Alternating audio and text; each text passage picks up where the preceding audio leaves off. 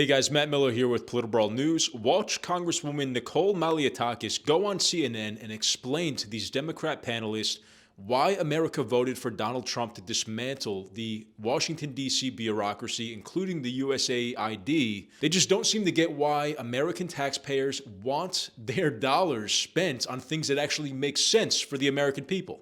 Watch it right here. Three of your colleagues in the Senate, Senator Bill Cassidy, Jerry Moran, and Tom Tillis, they've raised some red flags over what's happening at USAID. Cassidy wants to know why clinics in Africa are not getting the drugs that USAID provides. Jerry Moran is wondering why there's American food rotting in ports of entry. And Tom Tillis says if you just shut down every program in there, I think it's a mistake and it will have policy and political consequences. But that's exactly what Elon Musk did. He shut USAID down.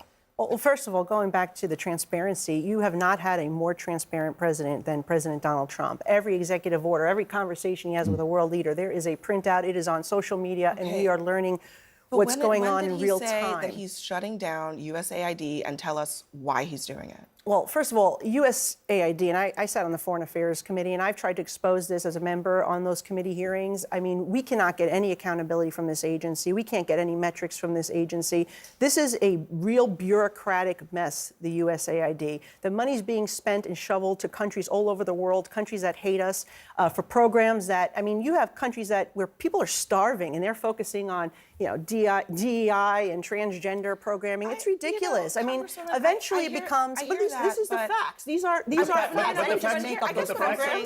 This is actually where money is going to. What I'm saying, first of all, but I'm not denying. Listen, I don't know what specifically you're talking about, but I do know that there's a lot of money that does not go to any of those things. One of the programs Cassidy's talking about is PEPFAR. That is a Republican program. Yeah, that is a Republican program. You found one good program. Famine-stricken Sudan.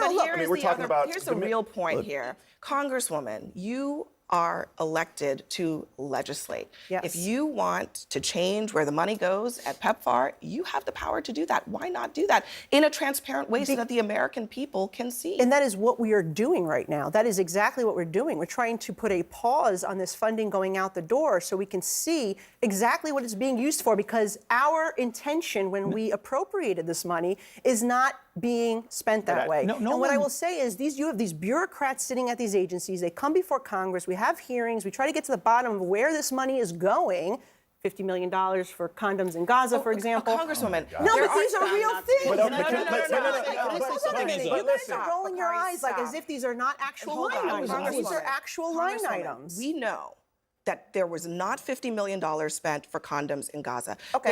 There was $0 spent on condoms in the Middle East. That is a complete falsehood and a lie. So the White House put that out there as a I'm not going to blame you for it. I'm going to blame. It wasn't Gaza in the I'm going to Middle blame the White House. So I'm going to blame the president. Where did it go? Congresswoman, I'm going to blame the president who upped the dollar amount to $100 million.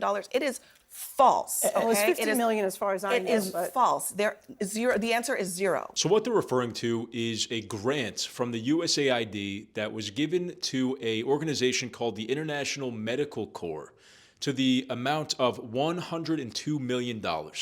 And this grant is allocated for trauma relief and health care and other services to aid the Gaza Strip and what's happening right now in Israel, to alleviate the trauma from the war that's going on right now. And the Trump administration is blocking this, and people are complaining that this is needed relief. Well, historically, these grants from the USAID to this organization have included contraception, which also includes condoms. So Trump, he made a statement, again, like he always does. He makes a true statement, or a statement that projects or expresses truth in an imprecise way. And that leaves a lot of wiggle room for the media to play around with and say, this is a false statement. He is lying to you, because part of what he said is true, but the way he said it, you can also go ahead and say that is not a 100% true claim.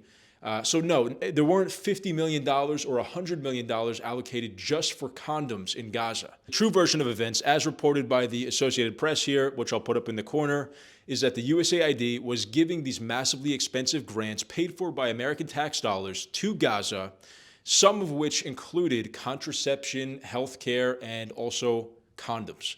Now, other officials from the International Medical Corps have come out and said, well, we haven't spent this money on condoms this time around.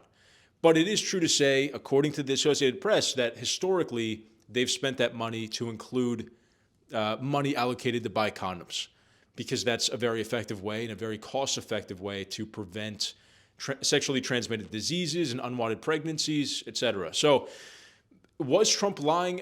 I would say no. I think it's a bad faith statement for the media to make and Abby Phillips to make here, that there is no evidence of this, because you're not providing the nuance or the context that could support what Trump's claim was, right? He didn't just pull this out of the sky.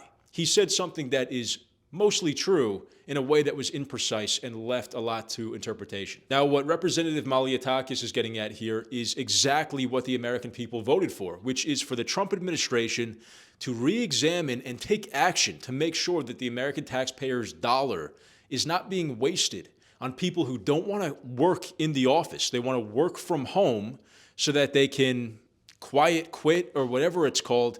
They just want to coast. They don't actually want to get dressed, put on a suit, and come to work in the morning. I don't want people like that running my government, by the way. We want to make sure that. We want to make sure that every American tax dollar is accounted for and being sent to protect and promote the interests of the American people, not helping our adversaries. Now, does it make sense for us to spend millions of dollars to assist Israel in buying arms and ammunition and missiles?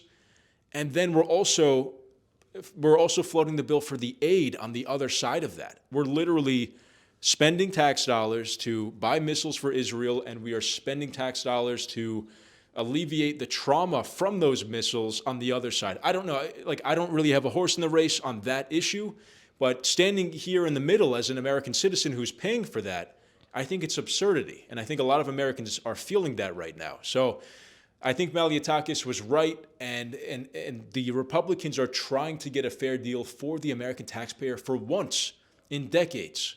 And the Democrats are allergic to cuts. They're allergic to audits of their bureaucratic systems.